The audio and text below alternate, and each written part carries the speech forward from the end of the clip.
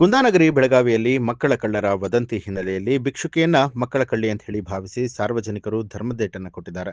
ಬೆಳಗಾವಿಯ ನ್ಯೂ ಗಾಂಧಿನಗರದಲ್ಲಿ ರಂಜಾನ್ ಹಬ್ಬದ ಪ್ರಯುಕ್ತ ಪ್ರತಿ ವರ್ಷದಂತೆ ಭಿಕ್ಷೆ ಬೇಡೋದಕ್ಕೆ ಬಂದಂತಹ ಮಹಿಳೆಯನ್ನ ಮಕ್ಕಳ ಕಳ್ಳಿ ಅಂತ ಹೇಳಿ ಮಹಿಳೆಯರು ರಂಪಾಟ ಮಾಡಿದ್ದಾರೆ.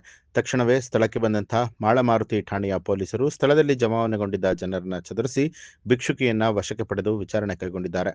ಇನ್ನು ಘಟನೆಯಿಂದ ಗಾಂಧಿನಗರದಲ್ಲಿ ಕೆಲ ಕಾಲ ಗೊಂದಲದ ವಾತಾವರಣ ನಿರ್ಮಾಣ ಆಗಿತ್ತು.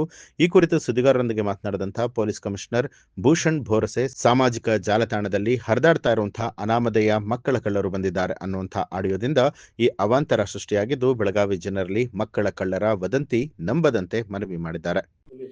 ಎಲ್ಲರಿಗೂ ನಮಸ್ಕಾರ. ಹೋದ 2 ವಾರದಿಂದ ಒಂದು ವಾಟ್ಸ್ಆ್ಯಪ್ನಲ್ಲಿ ಒಂದು ಆಡಿಯೋ ಕ್ಲಿಪ್ ಸರ್ಕ್ಯುಲೇಟ್ ಆಗ್ತಾ ಇದೆ. ಅದರಲ್ಲಿ ಒಂದು ಲೇಡಿ ಹೇಳ್ತಾರೆ, ಹಿಂದಿ ಭಾಷೆಯಲ್ಲಿ ಮಾತಾಡ್ತಾರೆ, ದಟ್ ಅವ್ರ ಮಗು ಜೊತೆಗೆ ಸೈಕಲ್ ರಿಪೇರಿ ಶಾಪ್ಗೆ ಹೋಗುವಾಗ ಯಾರು ಅವ್ರ ಮಗುವಿಗೆ ಕಿಡ್ನ್ಯಾಪ್ ಮಾಡೋಕ್ಕೆ ಪ್ರಯತ್ನ ಮಾಡಿದ್ದಾರೆ. ಮತ್ತು ಈ ಆಡಿಯೋ ಕ್ಲಿಪ್ನಲ್ಲಿ ಅವರು ಒಂದು ಅಡ್ರೆಸ್ ಹೇಳಿದ್ದಾರೆ, ಸೈಕಲ್ ಅಂಗಡಿ ಅಪೋಲೋ ಫಾರ್ಮಸಿ ಎದುರುಗಡೆ ಅಂತ. ನಾವು ಕ್ಯಾಂಪ್ ಏರಿಯಾ ಅಂತ ಹೇಳ್ತಾರೆ ಅವರು. ನಾವು ತಕ್ಷಣವೇ ನಮ್ಮ ಕ್ಯಾಂಪ್ ಇನ್ಸ್ಪೆಕ್ಟರಿಂದ ಆ ಜಾಗ ವೆರಿಫೈ ಮಾಡಿದ್ದೀವಿ. ಆ ಥರ ಜಾಗ ನಮಗೆ ಯಾವುದೇ ಕಂಡು ಬಂದಿಲ್ಲ.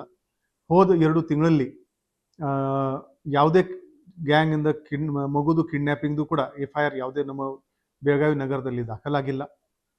ಬಹುಶಃ ಬೇರೆ ಊರ್ದು ಕ್ಯಾಂಪ್ ಏರಿಯಾ ಬಗ್ಗೆ ಆ ಲೇಡಿ ಮಾತಾಡಿರ್ಬೋದು. ಆದರೆ ನಮ್ಮ ಬೆಳಗಾವಿನಲ್ಲಿ ಸಾಕಷ್ಟು ವಾಟ್ಸಪ್ ಗ್ರೂಪ್ನಲ್ಲಿ ಎಲ್ಲ ಜನ ಅದು ಫಾರ್ವರ್ಡ್ ಶೇರ್ ಮಾಡಿ ಅದನ್ನು ಭಾಳ ಜಾಸ್ತಿ ಅದರ ಬಗ್ಗೆ ಮಾಹಿತಿ ಸ್ಪ್ರೆಡ್ ಮಾಡಿದ್ದಾರೆ. ಇವತ್ತು ಗಾಂಧಿನಗರ್ನಲ್ಲಿ ಕೂಡ ಒಂದು ಲೇಡಿ ಬಂದಿದ್ದಾರೆ, ಮಗಳನ್ನು ಕಿಡ್ನ್ಯಾಪ್ ಮಾಡೋಕ್ಕೆ ಬಂದಿದ್ದಾರೆ ಅಂತ ಪೊಲೀಸ್ಗೆ ಮಾಹಿತಿ ಬಂತು. ತಕ್ಷಣವೇ ನಮ್ಮ ಪೊಲೀಸ್ ಅಧಿಕಾರಿ ಹೋಗಿ ಆ ಲೇಡಿಗೆ ಅಲ್ಲಿಂದ ಸಿಕ್ಯೂರ್ ಮಾಡಿ ಒಂದು ವಿಚಾರಣೆ ಮಾಡಿಸಿದ್ದಾರೆ. ಆ ಲೇಡಿ ಏನು ಬೇರೆ ರಾಜ್ಯದವರು ಇಲ್ಲ, ನಮ್ಮ ಬೆಳಗಾವಿ ತಾಲೂಕಾದವರೇ ಇದ್ದಾರೆ. ಮತ್ತು ಅವ್ರದ್ದು ಕ್ರಿಮಿನಲ್ ಬ್ಯಾಕ್ಗ್ರೌಂಡ್ ಕೂಡ ನಾವು ಚೆಕ್ ಮಾಡಿದ್ದೀವಿ. ಅವರು ಭಿಕ್ಷೆ ಮಾಡಿಕೊಂಡು ಜೀವನ ವಹಿಸೋರು ಇದ್ದಾರೆ. ಅವ್ರದ್ದು ಯಾವುದೇ ಕ್ರಿಮಿನಲ್ ಬ್ಯಾಕ್ಗ್ರೌಂಡ್ ಇಲ್ಲ. ಈ ಘಟನೆ ಯಾಕೆ ಆಗಿದೆ ಅಂದರೆ, ಈ ಥರ ವಾಟ್ಸ್ಆ್ಯಪ್ ಸರ್ಕ್ಯುಲೇಟ್ ಆಗ್ತಾ ಇದೆ. ಸಾರ್ವಜನಿಕರಿಗೆ ನಮ್ಮದು ಕೋರಿಕೆ ಇದೆ, ದಯವಿಟ್ಟು ಈ ಥರ ವಾಟ್ಸ್ಆ್ಯಪ್ ಮೆಸೇಜಸ್ ಮೇಲೆ ನಂಬೇಡಿ. ನಿಮಗೆ ಯಾರ ವ್ಯಕ್ತಿ ಮೇಲೆ ಸಂಶಯ ಬಂದರೆ ದಯವಿಟ್ಟು 112 ನಂಬರ್ಗೆ ಕರೆ ಮಾಡಿ. 7 ನಿಮಿಷದ ಒಳಗಡೆ ನಮ್ಮ ಸಿಬ್ಬಂದಿ ಅಧಿಕಾರಿಗಳು ಅಲ್ಲಿ ರೀಚ್ ಆಗ್ತಾರೆ ಮತ್ತು ಅನುಮಾನಾಸ್ಪದ ವ್ಯಕ್ತಿದು ವಿಚಾರಣೆ ಮಾಡ್ಕೋತಾರೆ. ಯಾವುದೇ ಕಾರಣಕ್ಕೆ ನೀವು ಕಾನೂನನ್ನು ನಿಮ್ಮ ಕೈಯಲ್ಲಿ ತಗೋಬೇಡಿ ಮತ್ತು ವದಂತಿ ಮೇಲೆ ವಿಶ್ವಾಸ ಮಾಡಬೇಡಿ. ಧನ್ಯವಾದಗಳು. ನ್ಯೂಸ್ ಅಲರ್ಟ್, ನಿಮ್ಮಿಂದ ನಿಮಗಾಗಿ.